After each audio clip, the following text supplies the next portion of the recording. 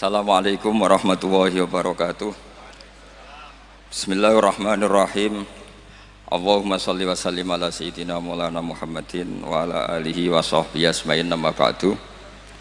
Ingkang sangat kula hormati niki wonten Habib Ahmad Al-Habsyi, wonten Habib Jindan, Habib Mustafa, sedanten para habaib, para ulama.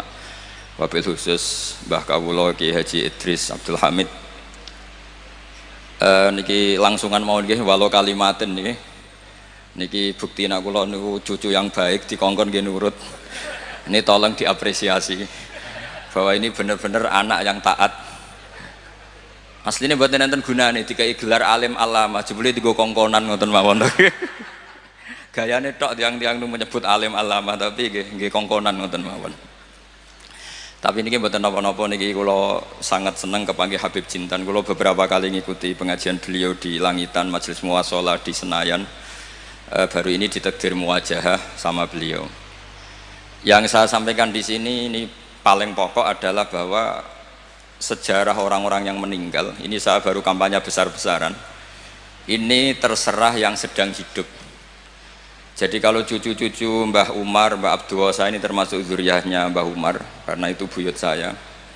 Buyut saya itu mbah saya kandung namanya Fatimah, punya bapak kalau di catatan ditulis Abdul Kholik. Tapi lama-lama namanya itu Idris, itu bin Umar. Umar adalah punya istri namanya Maimunah, itu mbaknya Mbah Bedowi. Terus termasuk cucunya Mbah Bedowi ada yang dapat Habib Mustafa ya. Mbah Husair ya, mantunya Mbah Husair. Kira-kira sepuh mana Habib dengan saya pernah Habib? Sepuh jenengan ya? Iya, oh, Pak Lek ya? Iya, sudah. Dengan Habib saja saya sudah takut Habib apa lagi? Iya. Habib dan Pak Lek ini. Gelarnya dua. Ini punya mbah keren. Begini ya, jadi kalau dalam tradisi Arab, saya berkali-kali mengingatkan sekali, ada istilah kama tasyarrafa bi Muhammadin adnanu. Jadi orang tuh nggak tahu Adnan itu siapa, tapi barokahnya Rasulullah SAW, orang akan nyari-nyari Adnan itu siapa, karena punya cucu, punya zuriyah yang bernama Nabi Muhammad SAW. Saya yakin orang Pasuruan kebanyakan nggak tahu Mbah Umar. Tapi gara-gara Pak Hamid, orang nyari-nyari Pak Hamid itu anaknya siapa, mbahnya siapa. Sampai orang Pasuruan datang ke sini tabarruk dengan mbah-mbahnya Pak Hamid Pasuruan. Andai kan Pak Hamid itu udah alim di Pasuruan itu ngegeng, itu orang nggak akan cari bapaknya itu kira-kira gitu. Jadi kalau ada mbah-mbah nggak dikholi, itu mesti salah putune ngoten mawon itu yang paling penting. Dan saya dididik oleh mbah saya, Mbah Fatimah, karena Mbah Fatimah itu sepupu dengan Pak Hamid dulu di serumah di sini. Itu kata Mbak Fatimah, congke nak pengen ngalim, pengen jadi wali, itu hafal dibak berjanji. Jadi saya itu mulai kecil itu menghafalkan dibak dan berjanji, karena itu prasyarat jadi wali. Tapi lama-lama dibak dan berjanji sekarang dibaca sebagian orang ya karena profesi, sebagian orang macam-macam. Tapi itu tetap baik. Saya punya pengalaman ketika mengkaji tafsir, karena itu sesuatu yang saya bidangi, saya tekuni. Kenapa Nabi Ibrahim disebut makana Ibrahimu Yahudiyah wala Nasraniya? Ibrahim itu bukan Yahudi, bukan Nasrani. Karena secara lahir di antara dzurriyyahnya ada yang bernama Yahuda bin Yakub bin Ishak bin Ibrahim.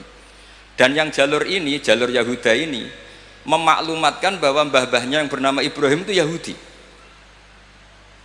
Nasrani karena sama-sama orang Yerusalem, orang Nazaret juga mengatakan Ibrahim itu Nasrani. Kalau saja tidak datang seorang Muhammad Rasulullah SAW yang memaklumatkan diri bahwa Ibrahim adalah Hanifam Muslim. Tapi ketika Nabi Muhammad jadi Nabi itu ada sedikit problem. Lalu dia anaknya siapa? Karena dia hidup di Mekah. Tentu orang Arab bilangnya dia, bukan beliau. Hidup di Mekah itu orang jahiliyah. Akhirnya ditunjukkan oleh Allah bahwa Muhammad adalah cucu dari Nabi Ibrahim. Buktinya Ibrahim pernah di Mekah, fihi ayatum bayyinatum maqamu Ibrahim. Bukti lagi ada sa'i.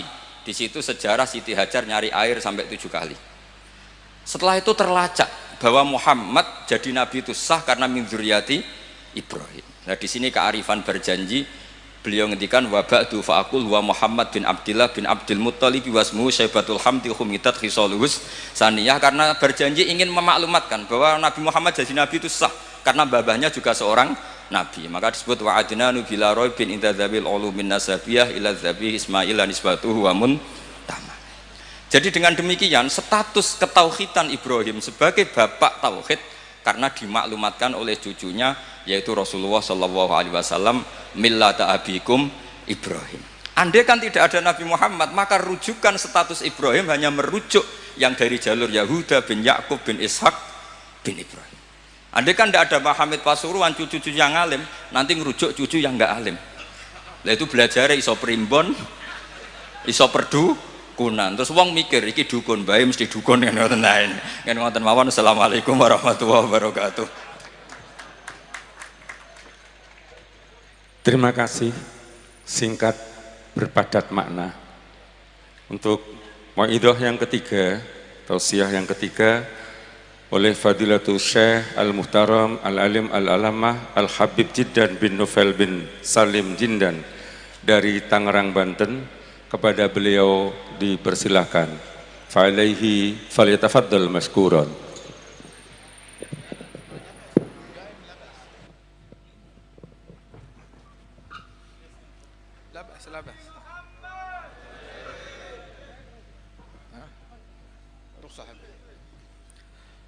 Assalamualaikum warahmatullahi wabarakatuh. Alhamdulillah wassalatu wassalam ala sayyidina wa habibina Rasulillah Sayyidina Muhammad bin Abdullah wa ala alihi wa sahbihi wa mawalah, ma ba'd. Kita bersyukur kepada Allah Subhanahu wa taala pada siang hari ini bersama-sama kita hadir di dalam haul Al-Allamah Kiai Haji Abdullah Umar yang ke-77 dan masyayikh dari Lasem sini. Mudah-mudahan Allah Subhanahu wa taala mengangkat derajat mereka dan Allah Subhanahu wa taala menggembirakan mereka di dalam barzakh mereka berkat majelis kita yang mulia ini, dan Allah taala insyaallah memberikan keberkahan kepada segenap keluarga besar almarhum maghfurlah Kiai Haji Abdullah bin Umar, amin ya rabbal alamin. Ketahuilah bahwasanya al-ilm rahimun baina ahlih. Ilmu itu adalah hubungan seperti hubungan keluarga, kekerabatan di antara para ulama. Walaupun nggak saling kenal atau mungkin nggak pernah berjumpa, akan tetapi yang menghubungkan mereka satu sama lain adalah ilmu tersebut. Sebagaimana para nabi-nabi yang terdahulu, kadzar ruslu bani allati tariquhum wahidatun fi dzati. Begitu juga para rasul yang dikenal Banu Allati, yang mana mereka itu walaupun lahir dari rahim yang berbeda-beda akan tetapi sumber mereka adalah satu. Dan ketahuilah bahwasanya mereka para ulama dari umatnya Nabi besar Muhammad sallallahu alaihi wasallam yang dahulu dipuji oleh Rasulullah sallallahu alaihi wasallam bahwasanya ulama ummati ka anbiya'i Bani Israel. Ulama umatku mereka bagaikan para nabi-nabi dari kalangan Bani Israel, memiliki fungsi untuk tajdid, memperbaharui, menguatkan daripada ajaran nabi-nabi mereka tersebut. Disebutkan bahwasanya Abul Hasan Asy-Syadzili di dalam ru'yah beliau, dalam mimpi beliau, sebagaimana diisyaratkan oleh Imamul Haddad di dalam Ainiyah, wa Sayyidi Ahmad bin Zain al-Habsyi di dalam Syarah Ainiyah. Begitu juga disebutkan oleh para ulama tentang mimpinya Abul Hasan Asy-Syadzili. Beliau bermimpi tatkala di Masjidil Haram, beliau tertidur kemudian bermimpi, dan mimpi tersebut siapa yang bisa mengingkari mimpi orang lain? Oh, mimpi silahkan, orang mau bermimpi ya haknya dia bermimpi, apalagi mimpinya kaum salihin yang merupakan juz'u min 46 juz'an minan nubuwah, yang merupakan bagian daripada 46 bagian kenabian. Di dalam mimpi Abul Hasan Asy-Syadzili, beliau bermimpi seolah-olah beliau ada di Masjidil Aqsa, dan di Masjidil Aqsa berkumpul para nabi-nabi termasuk Nabi Muhammad SAW, dan di situ terjadi dialog antara Nabi Musa, Nabi Isa bersama Nabi Muhammad SAW. Mereka bertanya, Nabi Musa dan Nabi Isa kepada Nabi Muhammad, ya Rasulullah, innaka qulta fi haditsik, engkau pernah berkata di dalam ucapanmu, ulama ummati ka anbiya Bani Israel, ulama umatku bagaikan nabi-nabi dari kalangan Bani Israel. Nah sekarang kita ini adalah rasulnya Nabi Bani Israel, Nabi Musa dan Nabi Isa. Kita punya kaitan.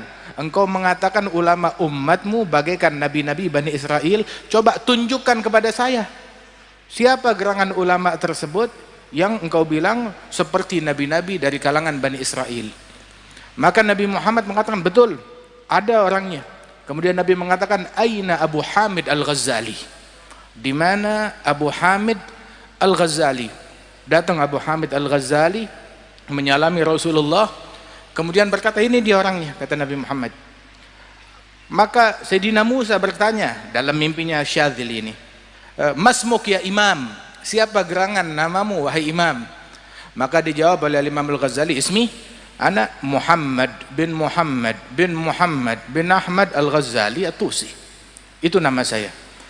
Nabi Musa berkata, wahai imam, saya tanya nama kamu, kenapa kamu sebut nama kamu, nama ayahmu, nama kakekmu, nama nisbatmu? Saya nggak tanya itu semua, saya cuma nanya nama kamu. Nama kamu Muhammad, jawab Muhammad, nggak perlu sebut kakekmu siapa, nisbatmu kepada siapa. Hadza minal adab, apakah ini merupakan bagian dari adab? Menjawab lebih daripada apa yang ditanyakan. Maka Sayyidina Ghazali bertanya kepada Rasulullah, ya Rasulullah, ujibul kalim am ata'adab? Saya jawab ucapannya kalim, yakni Sayyidina Musa, atau ata'adab, taslim kepada Nabi Musa, bersikap adab. Nabi bilang, ajibhu, jawab. Maka Sayyidina Ghazali berkata, ya kalimullah, ya Sayyidina Musa, engkau ketika ditanya oleh Allah Ta'ala, wama tilka biyaminika ya Musa, apa yang engkau pegang dengan tangan kananmu wahai Musa? Engkau jawab apa? Hiya asaya atawakkau alaiha wa ahusyu biha ala ghanami wa liya fiha ma'aribu ukhra. Ini tongkatku, bersandar dengannya, gembala kambing dengannya, banyak urusan aku lakukan dengan tongkatmu. Allah tidak tanya itu. Allah tanya, apa di tangan kananmu? Jawab tongkat, selesai. Kenapa kamu jawab panjang lebar? Wa hakadha ya kalim, ketika seseorang berbicara dengan yang dia cintai, suka berlama-lama di dalam berbicara. Begitu. Nabi Musa bilang, naam, sah kalamak. Kalah, bukan kalah, artinya debat atau diskusi dengan Imam Ghazali, dijawab dengan jawaban yang sangat luar biasa oleh Ghazali. Kemudian Nabi Muhammad bertanya, ya Musa, afi ummatikuma, ya Musa ya Isa, afi ummatikuma habrun kahadha? Apakah ada di kalangan umatmu berdua ulama sekali berimam Ghazali? Maka menjawab Nabi Musa dan Nabi Isa, la ya Rasulullah, tidak ada di antara umat kami orang yang memiliki keilmuan sekaliber Al-Imam Abu Hamid Al-Ghazali radhiyallahu anhu arda. Hingga Al-Imam Abu Hamid Al-Ghazali ini beliau disebut bahwasanya kalau masyayikhuna dulu, guru-guru kita bilang, kalau kamu mau membedakan antara ulama dunia dengan ulama akhirat, simple. Cirinya ulama dunia nggak suka dengan kitab-kitabnya Ghazali. Ulama akhirat mereka senang dengan kitab-kitabnya Imam Abu Hamid Al-Ghazali. Tanya aja Kiai Hamid berapa kali hatam Ihya, berulang kali. Begitu Al-Habib Abi Bakar berapa kali hatam Ihya, Al-Habib Ja'far bin Syekhan berapa kali hatam Ihya. Begitu berulang-ulang. Syekh Abi Bakar bin Salim mengulang Ihya lebih dari 40 kali. Imam Abdullah Al-Idrus lebih dari 40 kali. Begitu. Wa minhum, di antara guru-guru kita yang hampir-hampir hafal Ihya Ulumuddin. Wa di antara mereka lagi yang meninggal dunia lagi mutalaah kitab Ihya, meninggal dunia Ihya berada di pelukannya. Min jumlati Syekhana Al-Habib Sa'ad, Al-Habib Muhammad Sa'ad bin Ali Al-Idrus yang meninggal dunia memeluk kitab Ihya Ulumuddin radhiyallahu anhu ardahu. Kana al-Imam As-Saggaf, al-Imam Abdurrahman As-Saggaf, beliau mengatakan di antara cintanya kepada kitab Ihya Ulumuddin, beliau memotivasi murid-murid dan keturunannya. Beliau bilang, man magara Ihya ma fi haya. Yang enggak mengkaji kitab Ihya Ulumuddin enggak punya rasa malu, enggak mengenal al-haya yang merupakan bagian daripada iman. Wa man magara muhadzab ma'araf qawaid al-madhhab. Man magara tanbih falaysa binabih. Man maluh wirid fahuwa girid. Man magara al-adhkar falaysa bidhakar, katanya beliau. Barang siapa yang tidak baca kitab Ihya, tidak kenal al-haya, enggak kenal malu. Yang enggak membaca muhadzab tidak tahu pondasi-pondasi mazhab. Yang tidak membaca mempelajari kitab tanbih, falaysa binabih. Oh, bukan orang yang cerdas, enggak bakal menjadi orang yang cerdas. Karangannya Syirazi. Kemudian juga beliau mengatakan man magaral wirid, yang tidak punya wirid fahuwa girid, kerah. Begitu. Harus punya wirid, harus punya azkar. Kemudian sampai disebutkan oleh beliau man magaral azkar falaysa bidzakar, yang tidak membaca kitab al-azkar karangan Nawawi, maka itu bahasa kita apa? Tidak maco, enggak jantan, bukan lelaki. Kalau lelaki sejati baca kitab al-azkar. Kan yaqulun ba'idar washtaril azkar. Kalau perlu jual rumah untuk beli kitab Al-Azkar karangan Yahya bin Syaraf An-Nawawi radhiyallahu anhu arba. Kecintaan orang dulu kepada ilmu sampai mereka bilang jual rumah beli kitab. Jual rumah beli kitab. Ini kitab dijual buat beli motor orang sekarang, buat beli handphone orang sekarang. Orang dijual rumah buat membeli kitab radhiyallahu anhum wardahum. Kalau kita meneliti, tadi kita bersama Gus Baha sambil dialog bicara di dalam itu, di antara yang kita bicarakan ada kitab namanya Masyra' Rawi karangan Syilli. Ada dalam kitab Masyra' Rawi dari Manaqib Sada Ba'alwi, kalau kita teliti riwayat para wali-wali dan ulama tersebut, hampir di setiap manaqib wali dan ulama yang disebutkan fulan bin fulan wulida bitarim wa hafizal Qur'an al-azim gara'a muhadzab wa tanbih wa ta'addaba bi abih. Itu hampir di setiap manaqib disebutkan awalnya seperti itu kalimatnya. Fulan bin fulan lahirnya di kota Tarim, telah sukses hafal Al-Qur'an al-azim, dia belajar mengkaji peringkat keilmuannya sampai kitab muhadzab dan tanbih, wa belajar ta'addab bi abih, ngambil sanad keilmuan dan sanad adab ngambil daripada ayahnya. Terus lanjut sampai kepada Rasulullah sallallahu alaihi wasallam. Dan alhamdulillah kita ahli sunnah wal jamaah dimuliakan dengan warisan yang agung, warisan keilmuan dan sanad yang nyambung terus, sanadnya yang jelas. Luar biasa. Wasanad min khususiyati hadhil ummah. Sanad keilmuan adalah keistimewaan yang Allah Ta'ala berikan kepada umatnya Rasulullah Sallallahu Alaihi Wasallam. Laula sanad laqala man sya' bima sya'. Kalau bukan keberadaan sanad, orang bakal ngomong seenak perutnya, semaunya. Inna hadzal ilma din falyanzur ahadukum amman ya'khudhu dinah. Ilmu ini agama, lihat-lihat dari mana kita ambil sumber agama kita.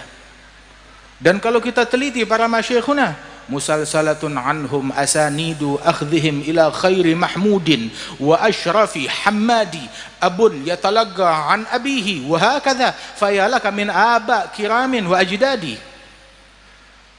Sambung menyambung silsilah keilmuan mereka hingga sampai kepada Rasulullah sallallahu alaihi wasallam. Ayah mengambil dari ayahnya, dari kakeknya, dari gurunya, terus sampai kepada Nabi Muhammad sallallahu alaihi wasallam. Karena itu Kiai Abdullah bin Umar, yang mana rumah tangga ini adalah baitul ilm, ini rumah tangga ilmu, ini adalah rumah tangga taqwa, dan bukan cuma sekedar itu aja, ini adalah rumah tangga kesalehan dan kewalian yang harus dijaga dan dilestarikan. Baitul futuwah wan nubuwah wal huda wal ilm fil madi wa fil mutawaqqi'i. Qaumun idza arkha adh-dhalam suturahu lam tulfihim rahnul wita' wal madja'i bal talgahum 'umdal maharibi guwaman lillah akrim bisujudi ruk'i. Yang mana ini rumahnya ilmu, rumah warisan Rasulullah sallallahu alaihi wasallam, rumahnya adab, rumahnya akhlak, rumahnya kebersihan hati, rumahnya pengabdian, rumahnya ketakwaan, rumahnya kesalehan, rumahnya Al-Quran yang harus kita jaga.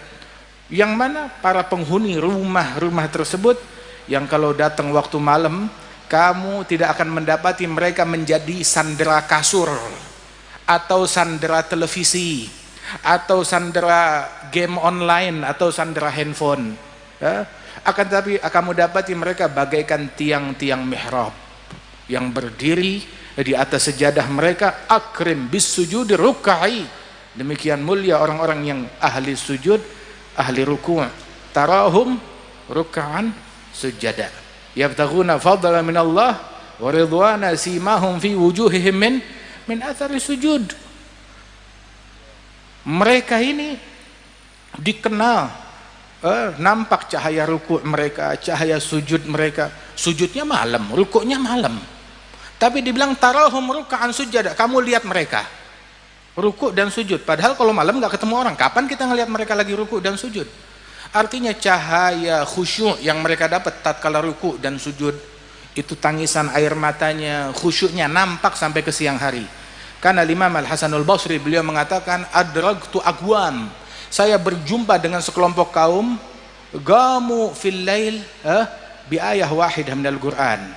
Ketika bangun malam, mereka cuma baca satu ayat dari Al-Quran yang mereka renungi, mereka tadabburkan, mereka tangisi satu ayat tersebut. Paginya kelihatan di wajahnya bekas khusyuknya. Itu saya jumpa dengan generasi sahabat demikian. Hingga sekarang saya jumpa dengan generasi di bawah saya, semalam suntuk baca Quran dari awal sampai akhir, paginya nggak bebekas. Ketemu di pasar tetap nipu, tetap bohong, tetap ngomong kotor, tetap provokasi, tetap ngomong yang ngelantur, waliyadzubillah min dzalik, tetap bikin kejahatan, waliyadzubillah min dzalik. Itu ucapannya Imam Al-Hasanul Basri radhiyallahu anhu wa ardhah. Wa kana al-Imam Al-Allamah Abdullah bin Husain Balfaqih. Abdullah bin Husain Balfaqih, beliau ahad min abadillah sab'ah. Dikenal abadillah sab'ah itu ada 7 orang ulama besar sekaligus wali besar, namanya sama, hidup di kampung yang sama, di zaman yang sama, namanya sama, dan semuanya setiap individu cukup buat satu negeri. Nah ini bayangin ngumpul semua di satu kota. Ada semua namanya Abdullah. Ada Abdullah bin Umar bin Yahya, ada Abdullah bin Hasan bin Tahir sahib Majmu', ada lagi Abdullah Basaudan minal masyayikh al-muhibbin, ada lagi Abdullah bin Husain Balfaqih, kathir. Abdullah bin Husain bin Tahir, ada Abdullah bin Husain Balfaqih, salah seorang ulama besar, murid daripada Maula Butaiha, allamah, dikenal tentang keilmuannya. Ada Abdullah bin Husain Balfaqih ini yang dikenal wa Balfaqih alladhi fil fiqhi kal adhra'i wa fit tasawwufi wal adab muttasi'i. Ada Balfaqih yang ini, Abdullah bin Hasan Balfaqih, yang di dalam ilmu fikih menyamai al-Imam Adhra'i. Adapun dalam ilmu tasawuf dan ilmu adab lebih luas lagi keilmuan beliau. Beliau mengatakan dahulu, wafatani min khiyarin nas kam rajulin ma faraga dzikra tulal umri wal kutuba bakka'u lailatihi sajjadu khalwatihi min khawfi malikihi yasta'dhibu ta'aba min ali rasulillahi aktsaruhum wa al abi fadlin al akhyari wal khutaba. Itu diantara syair beliau, saya kehilangan, katanya, saya kehilangan manusia-manusia pilihan. Siapa mereka? Orang-orang pilihan yang seumur hidupnya nggak pernah terpisah dari zikir, nggak pernah terpisah dari kitab, nggak pernah terpisah dari zikir, nggak pernah terpisah dari kitab. Kerjaannya itulah ilmu ya, dijumpai di atas mihrab, di atas sejadah, di mihrab, lagi zikir, lagi sholat, lagi sujud, lagi ruku, lagi buka kitab, lagi ngaji, lagi dakwah, lagi ngajar, lagi belajar. Hadza syughluh, hadzal ulama syughulnya begitu, kerjaannya mereka seperti itu. Ma faraga dzikra tulal umri wal kutuba bakka'u lailatihi, kalau malam kerjaannya nangis, sajjadu khalwatihi, sujud dalam tangisannya, dalam khalwatnya, min khaufi malikihi, karena takut kepada Allah Ta'ala, yasta'dhibu ta'aba, sesuatu yang kelihatannya susah, penat, capek, buat mereka manis. Kebanyakan, banyak di antara mereka dari keturunan ali Rasulullah, wa min muhibbihim wa muwalihim, dan para pecinta dan peneladan mereka, baik itu dari al abi fadl al akhyar wa al khutaba, dan para ulama, para masyayikh, menjumlati Kiai Hamid, Kiai Abdullah bin Umar radhiyallahu anhum ajma'in, yang mana individu-individu tersebut adalah man idza ru'u dzikrallah, yang kalau kita lihat wajah mereka mengingatkan kita kepada Allah Subhanahu wa taala.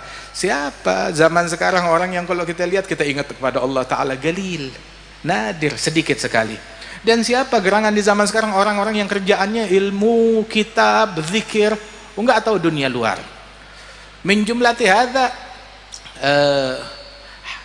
hatta beberapa masyayikhuna, guru-guru kita enggak tahu nilai uang. Mata uang, nilai uang dia nggak tahu, nggak bisa membedakan. Beberapa di antara mereka nggak tahu nomor telepon rumahnya sendiri, nggak tahu nomor telepon rumahnya sendiri. Masya Allah, masyghul birabbih, sibuk dengan Allah Subhanahu wa taala. Di antara mereka para ulama tersebut, hadza Al-Habib Abdullah bin Umar bin Yahya kawin, baru menikah. Ketika menikah, paman beliau sekaligus gurunya Abdullah bin Husain bin Tahir usil. Ini ulama besar. Abdullah bin Husain bin Tahir adalah guru daripada Al-Habib Uthman bin Abdullah bin Yahya mufti Betawi zaman dulu, guru dari Habib Ali Kuitang, ulama besar. Ada Abdullah bin Husain sahibul Majmu', itu beliau ketika ponakannya menikah, maka begitu diantar masuk sampai depan kamar pengantin, begitu mau tutup pintu dilemparkan kitab. Abdullah, syuf, ini ada kitab, masukin aja, taruh di kasur, begitu ditinggal. Begitu pagi harinya ditanya, namanya orang pengantin, bagaimana? Semalam udah selesai. Selesai apaan? Kata si istrinya, itu suami saya begitu masuk kamar lihat ada kitab, dia buka kitab. Nah, dia pikir ya mau baca selembar, asyik, baca lembaran kedua, lembaran ketiga, sampai subuh istrinya ditinggal, ditelantari. Ini pengantin. Buat mereka itu bahkan kitab lebih lezat daripada malam pengantin. Hadza wala'uhum bil ilm. Mereka terobsesi, tergila-gila dengan ilmu, sampai memang ada yang lebih lezat daripada ilmu tersebut. Radhiyallahu anhum wa ardahum wa hakadha. Inilah kecintaan mereka. Kana Al-Habib Muhsin bin Alwi As-Saggaf, salah seorang ulama besar, itu beliau mengultimatum setiap keluarga, setiap orang yang memiliki leluhur salaf dan bernisbat kepada orang-orang mulia dalam keilmuannya, dalam ketagwaannya, dalam kewaliannya. Beliau mengultimatum keluarga orang-orang mulia. Beliau bilang kepada mereka, man fatahul kitab fala yafutuhul mihrab, wa man fatahul mihrab fala tafutuhul adab. Barang siapa yang gagal kitab, tahu gagal kitab? Gagal menjadi orang yang ahli di dalam keilmuan. Kalau kamu gagal kitab, jangan menjadi orang yang gagal mihrab, ahli dalam ibadat, memakmurkan mihrab. Tapi kalau barang siapa yang gagal mihrab juga, kitab gagal, mihrab gagal, jangan jadi gagal adab. Tapi kalau udah tiga-tiganya, kitab gagal mihrab, gagal adab, nah terus apa jadinya? Apa jadinya? Barusan kita mampir di Rembang, jumpa dengan Kiai Mustafa Busri, Gus Mus. Di antara pembicaraan kita itu, beliau mengutip ucapan Kiai Hamid, waladus saleh saleh, anaknya orang saleh ya harus jadi orang saleh juga, anaknya ulama harus jadi ulama juga, harus ikutin mereka, jalannya mereka. Kemudian kita ucapkan ada sebuah ungkapan yang diucapkan bi'abihi gtada adiyun fil karam faman yushabih abahu fama zalam. Adi bin Hatim dalam kedermawanan ngikut siapa? Ngikut ayahnya. Orang kalau diniru ayahnya, fama zalam, nggak bakalan keliru, nggak bakalan salah, nggak bakalan zalim. Nah sekarang kalau nyimpang dari jalan ayahnya bagaimana? Atau zalim, atau zalim. Kalau dia menyimpang dari jalan ayahnya, atau zalim, menyimpang dari jalan ayah dan leluhurnya. Syekhna Al-Habib Salim bin Abdullah bin Umar Syatiri, ta'rifun, itu beliau Al-Habib Salim Syatiri bilang, keturunan orang soleh punya 3 alternatif. Alternatif pertama, menjadi sabig, membalap lebih baik dari kakeknya, lebih baik dari ayahnya, lebih baik dari kakeknya, lebih baik dari salafnya, membalap mereka. Siapa di antara para salaf kita yang membalap leluhurnya? Minhum